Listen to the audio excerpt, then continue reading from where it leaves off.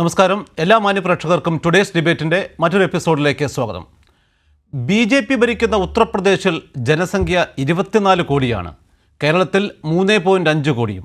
കേരളത്തിൽ സ്ഥിര നിയമനത്തിനായി PSC ശുപാർശ ചെയ്യുന്നവരുടെ എണ്ണവും UPയിലും ഗുജറാത്തിലും PSC വഴി നിയമിക്കപ്പെടുന്നവരുടെ എണ്ണവും എടുത്താൽ കേരളം എന്നും ഒന്നാം സ്ഥാനത്താണ്.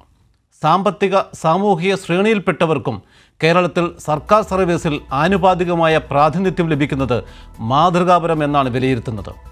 സമാന്തര ഏജൻസികൾ വഴി താൽക്കാലിക കരാർ നിയമനം നടത്തുന്ന സംസ്ഥാനങ്ങൾക്ക് മറുപടിയാണ് കേരളം. തൊഴിൽ നൽകുന്നതിലും കേരളം ഒന്നാമതോ? ടുഡേസ് ഡിബേറ്റ് ഈ വിഷയം ചർച്ച ചെയ്യുന്നു. അതിഥികൾ ശ്രീ ബോണി കുര്യാക്കോസ്, മുൻ PSC മെമ്പർ, ശ്രീ മിഥുൻ വിജയകുമാർ, വലത് നിരീക്ഷകൻ. ഇപ്പോൾ ഈ ചർച്ചയിൽ നമ്മളോടൊപ്പം കൈരളി ഡൽഹി ബ്യൂറോ ചീഫ് ശ്രീ വിഷ്ണു തലവൂർ നമ്മളോടൊപ്പം ചേരുന്നു. വിഷ്ണു, ഇന്നത്തെ ഒരു വാർത്ത, പ്രധാനപ്പെട്ട വാർത്ത, ഗുജറാത്ത് അടക്കമുള്ള സംസ്ഥാനങ്ങളിൽ നൽകിയിട്ടുള്ള നിയമനങ്ങളുടെ ഒരു കണക്ക്, ഒരു ഞെട്ടിക്കുന്ന കണക്കാണ് പുറത്തേക്ക് വന്നിരിക്കുന്നത്. അതൊന്ന് പറയാമോ? വിഷ്ണു, കേൾക്കാമല്ലോ അല്ലേ? ബിബീഷ്, വളരെ പ്രധാനപ്പെട്ട ഒരു വാർത്ത തന്നെയായിരുന്നു ഇന്ന് പുറത്തു വന്നത്. അത് കഴിഞ്ഞ ദിവസമാണ് ഗുജറാത്തിൽ ഇത്തരത്തിൽ നിയമസഭയിൽ വെച്ചാണ് കോൺഗ്രസിൻ്റെ MLA മാർ ഇത്തരമൊരു ചോദ്യം ചോദിക്കുന്നത്. ഈ തൊഴിൽ രഹിതരുമായി ബന്ധപ്പെട്ട ചോദ്യമാണ് ചോദിച്ചത്. അതിന് നൽകിയ മറുപടിയിലാണ് കൃത്യമായി തന്നെ കണക്കുകൾ ചൂണ്ടിക്കാട്ടുന്നത്. അതായത് ഗുജറാത്തിൽ കഴിഞ്ഞ 2 വർഷത്തിനിടെ സർക്കാർ ജോലി ലഭിച്ചത് 32 പേർക്ക് മാത്രമാണ് എന്നതാണ് ഇപ്പോൾ പുറത്തു വന്നിരിക്കുന്ന കണക്കുകൾ. അത് കഴിഞ്ഞ 2 വർഷത്തിനിടെ 29 ജില്ലകളിൽ നിന്നായിട്ട് ജോലിക്ക് രജിസ്റ്റർ ചെയ്തത് 2,38,978 വിദ്യാസമ്പന്നരായിട്ടുള്ള യുവാക്കളായിരുന്നു കഴിഞ്ഞ 2 വർഷത്തിനിടയിൽ ജോലിക്ക് വേണ്ടി രജിസ്റ്റർ ചെയ്തത്. അതിലാണ് 22 പേർക്ക് മാത്രം സർക്കാർ ജോലി നൽകിയിരിക്കുന്നത്. ഈ 32 പേർക്ക്, ഈ 32 പേരിൽ അഹമ്മദാബാദിൽ നിന്നുള്ള 22 പേർക്കും ഭാവ്നഗറിൽ നിന്നുള്ള 9 പേർക്കും ഗാന്ധിനഗറിൽ നിന്ന് ഒരാൾക്കുമാണ് ഇത്തരത്തിൽ കഴിഞ്ഞ 2 വർഷത്തിനിടയിൽ സർക്കാർ ജോലി ലഭിച്ചിരിക്കുന്നത്. അതോടൊപ്പം തൊഴിൽ രഹിതരുടെ എണ്ണവും കൃത്യമായി തന്നെ കഴിഞ്ഞ ദിവസത്തെ കണക്കുകളിൽ പുറത്തു വന്നിരുന്നു. ഏറ്റവും കൂടുതൽ തൊഴിൽ രഹിതരുള്ളത് ആനന്ദ് ജില്ലയിലാണ്. 21,633 പേരാണ് ആനന്ദ് ജില്ലയിൽ തൊഴിൽ രഹിതരായിട്ടുള്ള ഇത്തരത്തിൽ വിദ്യാസമ്പന്നരായിട്ടുള്ളവർ. ഇവരൊക്കെ ഒന്ന് ഇടപെട്ടുകൊള്ളട്ടെ. ഇത് അവിടുത്തെ പബ്ലിക് സർവീസ് കമ്മീഷന്റെ കണക്കുകളല്ല എന്നാണ് എൻ്റെ വിശ്വാസം. അത് നമ്മുടെ ഇവിടുത്തെ എംപ്ലോയ്മെന്റ് എക്സ്ചേഞ്ച് പോലുള്ള ഏജൻസികളിൽ രജിസ്റ്റർ ചെയ്യപ്പെട്ട് തൊഴിലിനായി കാത്തിരിക്കുന്നവരുടെ ഒരു എണ്ണമാണെന്നാണ് എൻ്റെ വിശ്വാസം. ശരിയല്ലേ?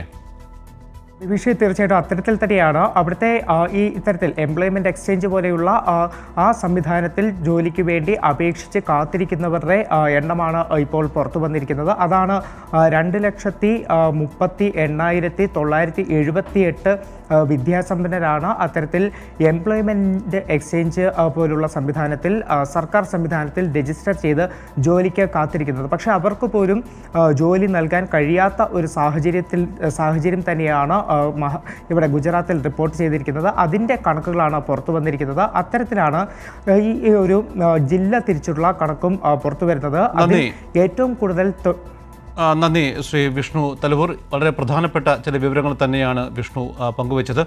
ഇപ്പോൾ ഈ ചർച്ചയിൽ നമ്മളിപ്പം പങ്കെടുക്കുന്ന ശ്രീ മിഥുൻ വിജയകുമാർ, വലത് നിരീക്ഷകൻ. മിഥുൻ, ഈ ഒരു വാർത്തയുടെ പ്രാധാന്യം നിങ്ങൾക്ക് മനസ്സിലായി കാണും. ഗുജറാത്ത്, ഞാനൊരു ഉദാഹരണം പറഞ്ഞത് മാത്രമേ ഉള്ളൂ. ഗുജറാത്ത് ആയാലും UP ആയാലും BJP ഭരിക്കുന്ന പല സംസ്ഥാനങ്ങളുടെയും അവസ്ഥ ഇതൊക്കെ തന്നെയാണ്. പബ്ലിക് സർവീസ് കമ്മീഷനെ നോക്കുകുത്തിയാക്കിക്കൊണ്ട് പലതരത്തിലുള്ള സമാന്തര ഏജൻസികൾ വഴിയാണ് ഈ സംസ്ഥാനങ്ങളിൽ നിയമനം പലപ്പോഴും നടത്തപ്പെടുന്നത്. പക്ഷേ വാർത്തകളൊന്നും അധികം പുറത്തേക്ക് വരുന്നില്ല. ഇവിടെ ഏറ്റവും കൃത്യമായി പരീക്ഷകൾ നടത്തി നിയമനങ്ങൾ നടത്തുന്ന കേരളം പോലുള്ള സംസ്ഥാനങ്ങളെ മറ്റു പല രീതിയിൽ ഞെരുക്കുകയും ചെയ്യുന്നു. എന്താണ് പ്രതികരണം, മിഥുൻ? അപ്പോൾ ഞാൻ ഈ കണക്ക്, താങ്കളിപ്പോൾ സൂചിപ്പിച്ച കണക്ക്, അതിൻ്റെ സോഴ്സിനെ കുറിച്ച് ഞാൻ അധികം അന്വേഷിച്ച് പോയിട്ടില്ല. പക്ഷേ മിനിസ്ട്രി ഓഫ് ലേബർ ആൻഡ് എംപ്ലോയ്മെന്റിന്റെ ഒരു കണക്ക് പ്രകാരം സ്റ്റേറ്റ് വൈസ് ഉള്ള എംപ്ലോയ്മെന്റ് എക്സ്ചേഞ്ച് സ്റ്റാറ്റിസ്റ്റിക്സ് നോക്കുകയാണെങ്കിൽ ഗുജറാത്തിൽ 18.7% പ്ലേസ്മെന്റ്സ് ആണ് നടക്കുന്നത്. അത് കേരളത്തിനെ വെച്ച് താരതമ്യം ചെയ്യുകയാണെങ്കിൽ കേരളത്തിൽ വെറും 5.7%. ഇത് മിനിസ്ട്രി ഓഫ് ലേബർ ആൻഡ് എംപ്ലോയ്മെന്റിന്റെ ഡാറ്റയാണ്. അപ്പം ഈ ഡാറ്റയുമായി കമ്പയർ ചെയ്യുമ്പോൾ എന്തോ ഒരു വലിയ കുഴപ്പം എനിക്ക് അവിടെ തോന്നുന്നുണ്ട്. കാരണം ഇത്ര വലിയൊരു വേരിയേഷൻ എങ്ങനെയാണ് വരുന്നത്, അല്ലെങ്കിൽ എന്തുകൊണ്ടാണ് അങ്ങനെ ഉണ്ടാവുന്നത് എനിക്കറിയില്ല. കാരണം അത് ഡാറ്റയുടെ ഓതന്റിസിറ്റി എത്രയാണ്, ഈ താങ്കൾ ഇപ്പോൾ സൂചിപ്പിച്ച കാര്യത്തിൽ എത്ര ഓതന്റിക് ആയിട്ടുള്ള ഡാറ്റയാണ് അവിടെ പറയുന്നത് എന്ന് എനിക്കറിയില്ല. പക്ഷേ മിനിസ്ട്രിയുടെ കണക്ക് പ്രകാരം ഗുജറാത്ത് ഈ ഒരു വിഷയത്തിൽ വളരെ ഉന്നതിയിൽ നിൽക്കുന്ന ഒരു സംസ്ഥാനമാണ്. അതായത് എംപ്ലോയ്മെന്റ് എക്സ്ചേഞ്ച് ത്രൂ ഉള്ള നിയമനത്തിൽ എത്രയോ വർഷങ്ങളായിട്ട് ഗുജറാത്താണ് ടോപ്പ് ലിസ്റ്റ് ഉള്ളത് എന്നത് മിനിസ്ട്രിയുടെ ഡാറ്റ തന്നെ, മിനിസ്ട്രിയുടെ കണക്ക് പ്രകാരം തന്നെയാണ് അത് പോയിക്കൊണ്ടിരിക്കുന്നത്. മിഥുനെ, ഞാൻ ഒന്ന് ഇടപെട്ടുകൊള്ളട്ടെ. താങ്കൾ മിനിസ്ട്രിയുടെ കണക്കുകൾ പുറത്തേക്ക് കൊണ്ടുവന്നു. അതോടൊപ്പം നമ്മുടെ ഈ യൂണിയൻ പബ്ലിക് സർവീസ് കമ്മീഷൻ്റെ ഹാഫ് ഇയർലി ന്യൂസ് ലെറ്റർ എന്ന് പറയുന്ന ഒരു കണക്കുണ്ട്. നമുക്ക് നമ്മുടെ ബോണി കുര്യാക്കോസ് അതിൻ്റെ വിശദാംശങ്ങൾ നൽകുമെന്നാണ് എൻ്റെ വിശ്വാസം. എങ്കിൽ കൂടി ഞാനൊന്ന് പറയുന്നത്, അവർ ഒരു 6 മാസത്തെ കണക്കുകൾ എല്ലാ വർഷവും 6 മാസം കൂടുമ്പോൾ കണക്കുകൾ പുറത്തേക്ക് വിടാറുണ്ട്. അതിൻ്റെ ഏറ്റവും പുതിയ കണക്ക് പ്രകാരം രാജ്യത്ത് ഏറ്റവും കൂടുതൽ നിയമനങ്ങൾ നടത്തുന്ന ഒരു സംസ്ഥാനം കേരളമാണ്. ഞാൻ വിശദാംശങ്ങളിലേക്ക് വരാം, അതും നമ്മുടെ മുൻപിലുണ്ട്. ഞാൻ ശ്രീ ബോണി കുര്യാക്കോസിലേക്ക് വരികയാണെങ്കിൽ, ഇവിടെ മിഥുൻ സൂചിപ്പിച്ച പോലെ ഗുജറാത്ത് അല്ലെങ്കിൽ ഉത്തർപ്രദേശ് BJP ഭരിക്കുന്ന പല സംസ്ഥാനങ്ങളിലും കേരളത്തേക്കാൾ കൂടുതൽ നിയമനങ്ങൾ നടത്തപ്പെടുന്നുണ്ടെന്നാണ് ഇദ്ദേഹം അവകാശപ്പെടുന്നത്. ബോണി, ശരിയാണോ? യൂണിയൻ പബ്ലിക് സർവീസ് കമ്മീഷനാണ് ഇത് സംബന്ധിച്ച് ആധികാരികമായ രേഖകൾ 6 മാസം കൂടുമ്പോൾ പ്രസിദ്ധീകരിക്കുന്നത്. ആ യൂണിയൻ പബ്ലിക് സർവീസ് കമ്മീഷന്റെ കണക്കുകൾ അനുസരിച്ച് ഈ UPയും രാജസ്ഥാനും ഉൾപ്പെടെയുള്ള മറ്റ് സംസ്ഥാനങ്ങൾ PSC വഴിയും ഉള്ള നിയമനങ്ങളിൽ വളരെ വളരെ പിറകോട്ടാണ്. അതേസമയം കേരളമാണ് ഏറ്റവും കൂടുതൽ പബ്ലിക് സർവീസ് കമ്മീഷൻ വഴിയുള്ള നിയമനങ്ങൾ നടത്തുന്നുള്ളത് UPSC തന്നെ പുറത്തുവിട്ട കണക്കുകൾ സൂചിപ്പിക്കുന്നുണ്ട്. അതിന്റെ പരീക്ഷയുടെ നടത്തിപ്പിലാണെങ്കിലും ഉദ്യോഗാർത്ഥികളെ നിയമന ശുപാർശ നൽകുന്ന കാര്യത്തിലാണെങ്കിലും കേരളം തന്നെയാണ് ഒന്നാമതെന്ന കാര്യത്തിൽ UPSCയുടെ റിപ്പോർട്ട് തന്നെ അത് സാക്ഷ്യപ്പെടുത്തുന്നുണ്ട്. നിയമസഭയുടെ മേശപ്പുറത്ത് വെച്ച കണക്കുകളൊക്കെ ഇതിന് ആധികാരിക രേഖയാണ്. 35,000-ൽ ശിഷ്ടം പേർക്കാണ് കഴിഞ്ഞ 2023 കേരള സർക്കാർ PSC വഴി നിയമനം നൽകിയത്. ഈ കണക്കുകളൊന്നും ആർക്കും നിഷേധിക്കാൻ കഴിയാത്ത രേഖകളാണ്. UPSC തന്നെ ഇതെല്ലാം കൊളേറ്റ് ചെയ്യുന്നുണ്ട്. പല സംസ്ഥാനങ്ങളും വളരെ വളരെ പിറയിലാണ്. കണക്ക് വായിക്കാനാണെങ്കിൽ അതിലേക്ക് വരാം. ശ്രീ ബോണി കുര്യാക്കോസ്, ഞാൻ താങ്കളിലേക്ക് വരാം. മിഥുൻ, ഇതാണ് അതിൻ്റെ ഒരു ഉത്തരം. യൂണിയൻ പബ്ലിക് സർവീസ് കമ്മീഷൻ്റെ ഹാഫ് ഇയർലി ന്യൂസ് ലെറ്റർ പ്രകാരം കൃത്യമായി പറയുന്നുണ്ട്. അതിൻ്റെ കണക്കുകൾ പ്രകാരം രാജ്യത്ത് കഴിഞ്ഞ 6 മാസം ഏറ്റവും അധികം നിയമനം നൽകിയ ഒരു സംസ്ഥാനം കേരളമാണ്. അതിൻ്റെ കണക്ക് 15,146 പേർക്കാണ് കഴിഞ്ഞ 6 മാസത്തിനകത്ത് നിയമനം നൽകിയിട്ടുള്ളത്. അതേസമയം 2ാം സ്ഥാനത്ത് വരുന്ന ബംഗാൾ, 3ാം സ്ഥാനത്താണ് രാജസ്ഥാൻ, 4ാം സ്ഥാനത്ത് മാത്രമാണ് ഉത്തർപ്രദേശ് വരുന്നത്. യോജിക്കാൻ സാധിക്കുമോ മിഥുൻ? അല്ല, ഇത് 6 മാസത്തെ കണക്കാണോ? ഈ കഴിഞ്ഞ 6 മാസത്തെ കഴിഞ്ഞ 6 മാസത്തിൽ കേരളം 1ാം സ്ഥാനത്ത് നിൽക്കുകയാണ് അല്ലേ? അതെ. യൂണിയൻ പബ്ലിക് സർവീസ് കമ്മീഷന്റെ ഹാഫ് ഇയർലി ന്യൂസ് ലെറ്റർ എന്ന് പറയുന്ന ഔദ്യോഗിക രേഖകൾ പ്രകാരമാണ്. ഇത് കൈരളിയുടെ രേഖകളൊന്നുമല്ല, മറ്റ് സംസ്ഥാന സർക്കാരിന്റെ രേഖയല്ല. ഇത് യൂണിയൻ പബ്ലിക് സർവീസ് കമ്മീഷൻ പുറത്തുവിട്ട രേഖകളാണ്. ഒരു 2 വർഷം മുമ്പ് നമ്മുടെ അസംബ്ലിയിൽ തന്നെ ഉന്നയിച്ചൊരു വിഷയമായിരുന്നു.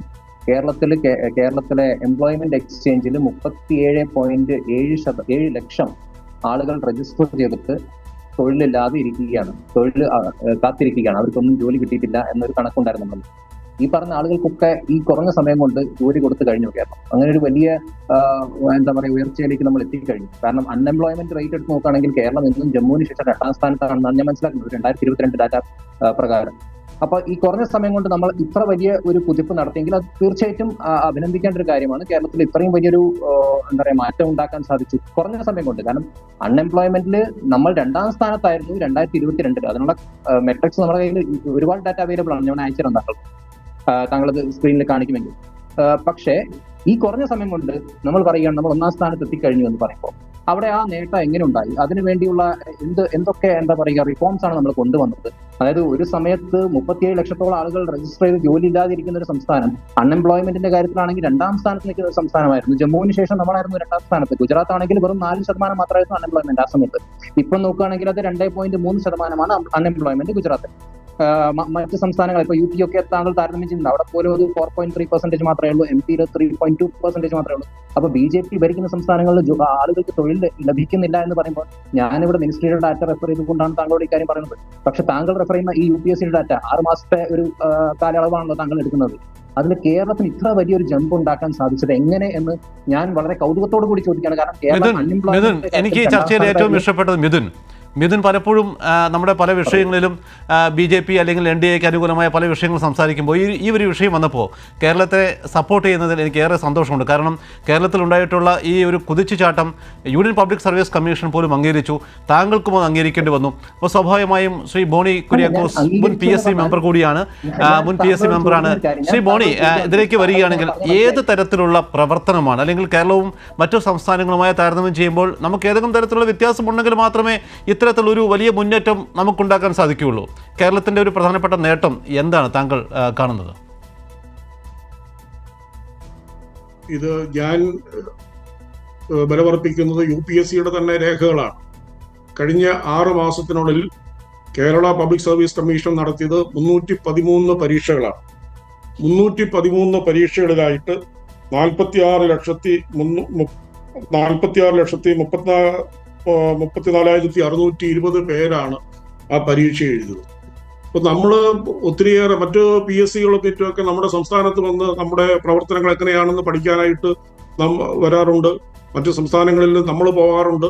ഇങ്ങനെയുള്ള പ്രവർത്തനങ്ങളൊക്കെ ഓരോ PSCയും വിലയിരുത്താറുണ്ട്.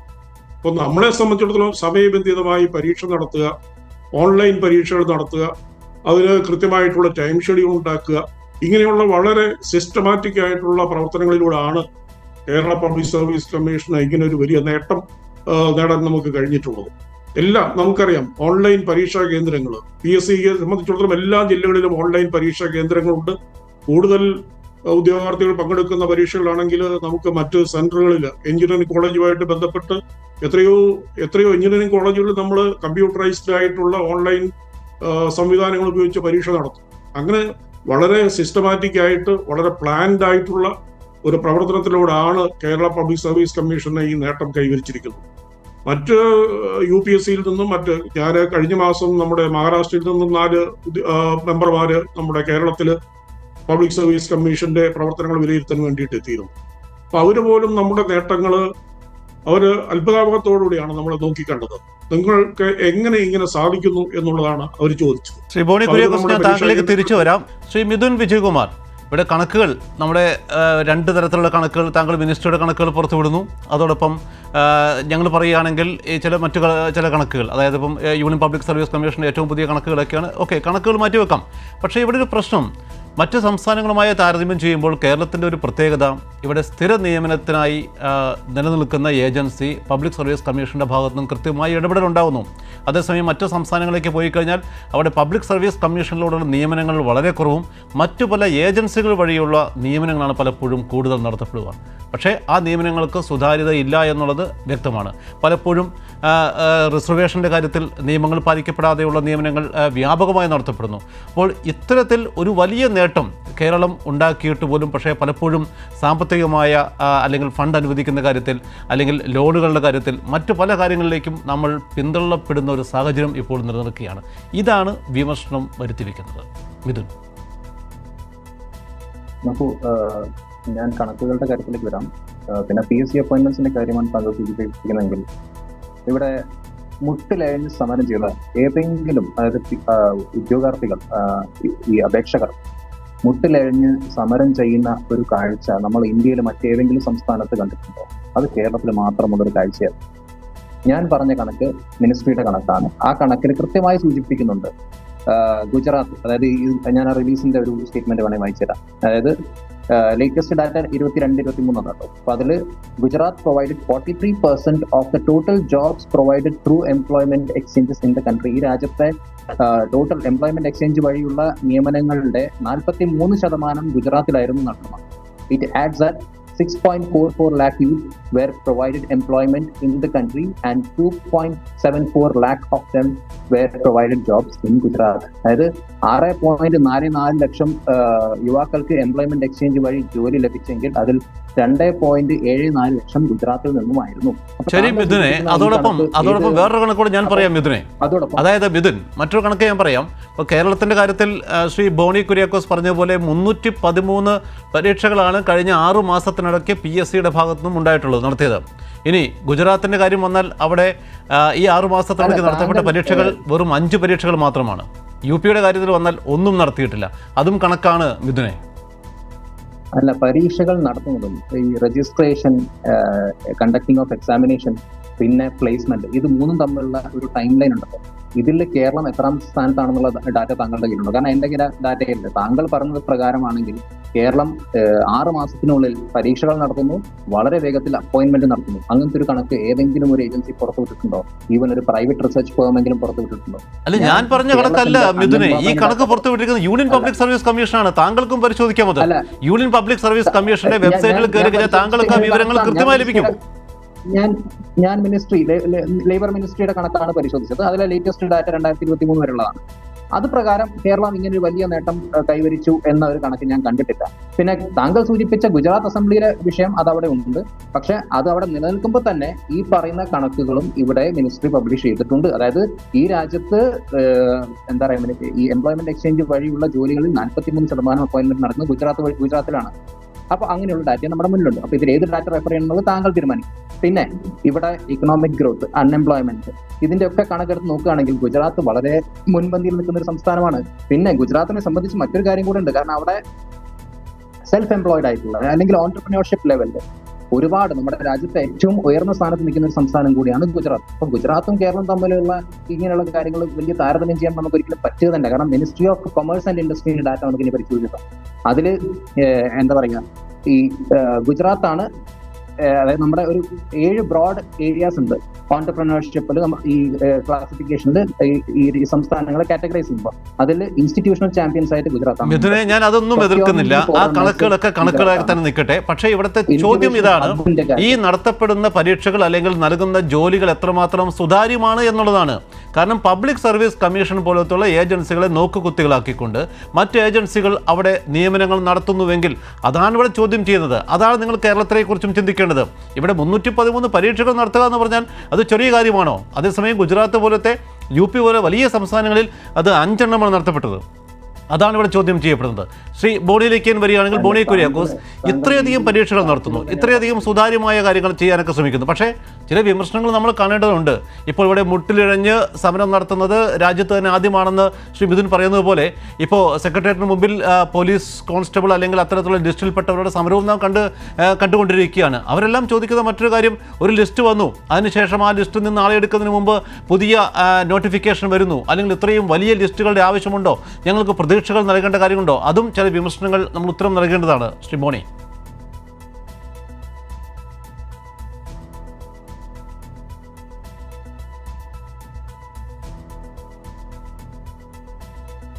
ബോണി കുര്യാക്കോസ് കേൾക്കാമോ?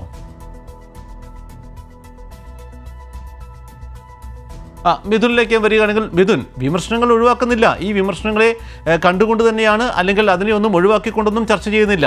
ഇത്തരത്തിലുള്ള വിമർശനങ്ങൾ ഇവിടെ ഉത്തരം പറയേണ്ട ചില ചോദ്യങ്ങൾ ഉത്തരം നൽകേണ്ടത് തന്നെയാണ്. പക്ഷേ ഞാൻ പറഞ്ഞു വന്നത്, സുതാര്യമായ നിയമനങ്ങൾ ഒരു വശത്ത് നടത്തപ്പോൾ മറുവശത്ത് ആയിരക്കണക്കിന് നിയമനങ്ങൾ നടത്തിയാൽ പോലും അതൊന്നും സുതാര്യമല്ല എന്നുള്ള കാര്യം കൂടി നാം അംഗീകരിക്കേണ്ടതുണ്ട്. മിഥുൻ, നോക്കൂ, ഇവിടെ അപ്പോയിന്റ്മെന്റിന്റെ കണക്കാണ് പരിശോധിക്കണമെങ്കിൽ കഴിഞ്ഞ ഒരു 5 വർഷത്തെ കണക്ക് പരിശോധിച്ചു കഴിഞ്ഞാൽ അപ്പോയിന്റ്മെന്റിന്റെ കാര്യത്തിലും കേരളം വളരെ പിന്നിലാണ് എന്ന ഡാറ്റയൊക്കെ ഇവിടെ കിടപ്പുണ്ട്. അപ്പൊ താങ്കൾ റെഫർ ചെയ്യുന്ന ഡാറ്റ ഏതാണ് എന്നത് കുറച്ചുകൂടെ വ്യക്തമാക്കണം. ഞാൻ ഇതിന് ഒന്ന് വരാം, ഒറ്റ മിനിറ്റ്, കാരണം ഒരു ബോഡിയിലേക്ക് ഒന്ന് വന്നിട്ട് വരാം. ബോഡി, എൻ്റെ ചോദ്യം ഇതായിരുന്നു, ഇവിടെ നിയമനങ്ങൾ നടത്തപ്പെടുന്നു, സുതാര്യമാണെന്ന് പറയുന്നു, 313 പരീക്ഷകൾ നടത്തപ്പെട്ടു എന്ന് പറയുന്നു.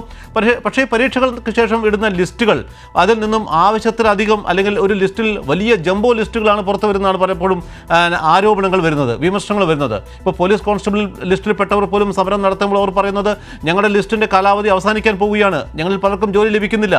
അതും വിമർശനമല്ലേ ബോണി? ഇപ്പോൾ നമ്മൾ മറ്റ് സംസ്ഥാനങ്ങളുടെയോ അല്ലെങ്കിൽ UPSCയുടെ റാങ്ക് ലിസ്റ്റുമായിട്ട് ഒരു കാരണവശാലും ഇതിനെ കമ്പയർ ചെയ്യാൻ കഴിയില്ല. കാരണം UPSC പരീക്ഷ നടത്തുന്നത് ഒരു വർഷത്തേക്കുള്ള ആ സബ്സ്റ്റാൻറ്റീവ് വേക്കൻസികളിലേക്ക് മാത്രമാണ്. കേരളത്തിലെ പബ്ലിക് സർവീസ് കമ്മീഷൻ നടത്തുന്നത് 3 വർഷ കാലാവധി ഉള്ള ഒരു റാങ്ക് ലിസ്റ്റ് വെച്ചിട്ട് ആണ് നമ്മൾ പരീക്ഷ നടത്തുന്നത്. അതേസമയം ഇതിനകത്ത് വേറൊരു വലിയ കാര്യമുണ്ട്, നമ്മുടെ സോഷ്യൽ ജസ്റ്റിസ് എന്ന് പറയുന്ന ഒരു വലിയ കാര്യമുണ്ട്. ഈ ജംബോ ലിസ്റ്റ് എന്ന് പറയുമ്പോൾ കേരളത്തിലെ എത്രയോ SC വിഭാഗത്തിൽപ്പെട്ട 53 കാറ്റഗറികളുണ്ട്, ST വിഭാഗത്തിൽപ്പെട്ട 36 കാറ്റഗറികളുണ്ട്, OBCയിൽപ്പെട്ട 78 കാറ്റഗറികളുണ്ട്. അതുപോലെ തന്നെ ഓപ്പൺ കാറ്റഗറി, മറ്റ് മുന്നോക്ക സമുദായങ്ങൾ, ഇപ്പോൾ EWS, ഇതുപോലെയുള്ള കാറ്റഗറികളിലുള്ള ആളുകൾക്ക് മുഴുവൻ അവർക്ക് അവരുടെ ജനസംഖ്യാനുപാതികമായി ജോലി കിട്ടത്തക്ക രീതിയിലുള്ള ഒരു റാങ്ക് ലിസ്റ്റ് ആണ് നമ്മൾ പബ്ലിഷ് ചെയ്യുന്നത്. ഇപ്പം മെയിൻ ലിസ്റ്റിൽ ആളില്ല എങ്കിൽ ആ ടേൺ അനുസരിച്ച് നമ്മൾ സപ്ലിമെന്ററി ലിസ്റ്റിൽ നിന്ന് ആ സമുദായത്തിന്റെ സംവരണം നമ്മൾ കൊടുക്കുകയാണ്. അപ്പോൾ ഒരു സോഷ്യൽ ജസ്റ്റിസ് എന്ന് പറയുന്ന ഒരു ഭാഗം കൂടി നമ്മൾ ഇതിനകത്ത് കാണേണ്ടത്. അപ്പൊ അതുകൊണ്ടാണ് ഇതുപോലെ ഒരു വലിയ ഒരു ലിസ്റ്റ് നമ്മൾ പ്രസിദ്ധീകരിക്കേണ്ടി വരും. ഈ പോലീസ് കോൺസ്റ്റബിൾമാരുടെ ഒരു കാര്യം പറഞ്ഞു കഴിഞ്ഞാൽ ഞാൻ പറയട്ടെ, നമ്മുടെ യൂണിഫോം ഫോഴ്സസിന്റെ റാങ്ക് ലിസ്റ്റിന്റെ കാലാവധി 1 വർഷം മാത്രമാണ്. 1 വർഷം കഴിയുമ്പോൾ ആ റാങ്ക് ലിസ്റ്റ് എക്സ്പയർ ആകും. അതുപോലെ തന്നെ ഫോറസ്റ്റ് റേഞ്ച് ഓഫീസർമാരുടെ റാങ്ക് ലിസ്റ്റിന്റെ കാലാവധി 3 മാസമേ ഉള്ളൂ. അപ്പോൾ അതൊക്കെ ഒരു ട്രെയിനിങ്ങിന്റെ ഭാഗമായിട്ട് ആ റാങ്ക് ലിസ്റ്റിന്റെ കാലാവധി നമ്മൾ കുറയ്ക്കേണ്ടി വരുന്നുണ്ട്. യൂണിഫോം ഫോഴ്സസിന്റെ ഒക്കെ നമ്മൾ 1 വർഷമേ ഉള്ളൂ കാലാവധി. അത് ഈ സമരം ചെയ്യുന്ന ഉദ്യോഗാർത്ഥികൾക്കും അറിയാം. ശ്രീ ബോണി, അതോടൊപ്പം മറ്റു ചില വിമർശനം കൂടി പറയുകയാണെങ്കിൽ പലപ്പോഴും ഇവരെല്ലാം മുമ്പോട്ട് വെക്കുന്നത് നമ്മുടെ PSCയുടെ അംഗങ്ങളുടെ എണ്ണം എടുത്തു കഴിഞ്ഞാൽ 20 പേരോളമാണ് PSC അംഗങ്ങൾ. ഇത്രയും ഒരു ചെറിയ സംസ്ഥാനത്ത് 3.5 കോടി മാത്രമുള്ള ജനസംഖ്യയുള്ള സംസ്ഥാനത്ത് ഈ 20 പേരുള്ള ഒരു അംഗങ്ങളുടെ ആവശ്യമുണ്ടോ? ഒന്ന്. മറ്റൊന്ന്, ഇപ്പോൾ UPയുടെയോ അല്ലെങ്കിൽ വലിയ സംസ്ഥാനങ്ങളൊക്കെ നോക്കിക്കഴിഞ്ഞാൽ 10-ൽ താഴെ അംഗങ്ങൾ മാത്രമേ ഉള്ളൂ. ഇത്രയും വലിയ ഒരു അംഗങ്ങളുടെ ആവശ്യവും നമുക്കുണ്ടോ?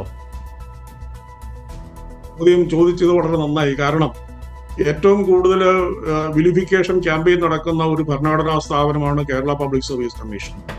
ഇത്ര ആൾക്കാരുടെ ആവശ്യമുണ്ടോ, ഇത്രയേറെ വലിയ ശമ്പളം വാങ്ങിക്കുന്ന ഒരു ആൾക്കാരുണ്ട്, ഇത്ര പേരുടെ ആവശ്യമുണ്ടോ എന്നൊക്കെയുള്ള വളരെയേറെ വിലിഫിക്കേഷൻ ക്യാമ്പയിൻ നമുക്കെതിരെ നടക്കാറുണ്ട്. ഒരു കാര്യം മനസ്സിലാക്കുക, പബ്ലിക് സർവീസ് കമ്മീഷൻ അംഗങ്ങൾക്ക് പൊതു പ്ലാറ്റ്ഫോമിൽ വന്നതിനൊന്നും മറുപടി പറയാൻ കഴിയില്ല. 15 ആയിരുന്ന അംഗങ്ങളുടെ എണ്ണം 21 ഉയർത്തിയിട്ടുണ്ട്. അത് ശരിയാണ്. പക്ഷേ 21 ഉയർത്തിയപ്പോൾ പബ്ലിക് സർവീസ് കമ്മീഷനിലെ അംഗങ്ങളുടെ ജോലി ഭാരത്തെക്കുറിച്ച് ഇതേപ്പറ്റി ഒന്നും ആരും ചിന്തിക്കാറില്ല. പരീക്ഷകൾ നടത്തുമ്പോൾ അതിന് നമുക്ക് ഇന്റർവ്യൂകളുണ്ട്. ഇന്റർവ്യൂകൾ സമയബന്ധിതമായി നടന്നാൽ മാത്രമേ നമുക്ക് സമയത്ത് റാങ്ക് ലിസ്റ്റ് പ്രസിദ്ധീകരിക്കാൻ കഴിയുള്ളൂ. ഉദാഹരണത്തിന് ഞാൻ പറയാം, കഴിഞ്ഞ വർഷം 939 റാങ്ക് ലിസ്റ്റുകൾ പ്രസിദ്ധീകരിക്കുകയുണ്ടായി. അതിലേറെയും ഇന്റർവ്യൂകൾ നടത്തിയിട്ടുള്ള റാങ്ക് ലിസ്റ്റുകളാണ്. അപ്പോൾ ഈ റാങ്ക് ലിസ്റ്റുകൾ പ്രസിദ്ധീകരിക്കുന്ന സമയത്ത് സമയബന്ധിതമായി പുറത്തു വരണമെങ്കിൽ അതിന് ഇന്റർവ്യൂ നടക്കണം. ശരി ബോണി, നമുക്ക് സമയത്തിന്റെ പരിമിതി ഉണ്ട്. ഞാൻ മറ്റ് വിശദാംശങ്ങളിലേക്ക് പോകാനുള്ള സമയം നമുക്ക് അനുവദിക്കുന്നില്ല. അപ്പോൾ മിഥുൻ വിജയകുമാർ പങ്കുവെച്ചതും അല്ലെങ്കിൽ ബോണി കുര്യാക്കോസ് പങ്കുവെച്ചതുമെല്ലാം വിമർശനത്തോടുകൂടി അല്ലെങ്കിൽ നമുക്ക് മനസ്സിലാക്കേണ്ട പല കാര്യങ്ങളും അതിനകത്തുണ്ട്. പക്ഷേ രാജ്യത്ത് ഏറ്റവും അധികം സ്ഥിര നിയമനം നടത്തുന്ന ഒരു സംസ്ഥാനം എന്നുള്ളത് കേരളം എന്നുള്ളത് പലപ്പോഴും കേന്ദ്ര സർക്കാരിൻ്റെ ഭാഗത്തുനിന്നോ അല്ലെങ്കിൽ കേരളത്തെ വിമർശിക്കുന്നവരോ മനഃപൂർവ്വം ഒഴിവാക്കുന്നതാണോ അല്ലോ മറന്നു പോകുന്നതാണോ എന്നുള്ളത് സംശയമുണ്ട്. പക്ഷേ ഒരു കാര്യം വ്യക്തമാണ്, രാജ്യത്ത് ഏറ്റവും അധികം സ്ഥിര നിയമനം നൽകുന്ന ഒരു സംസ്ഥാനം കേരളമാണ്. ഏതാനും ചില വിമർശനങ്ങൾ ഉണ്ടെങ്കിൽ കൂടി അത് അഭിമാനകരമായ നേട്ടമാണെന്ന് മാത്രം സൂചിപ്പിക്കുന്നു. ടുഡേസ് ഡിബേറ്റ് അവസാനിക്കുന്നു.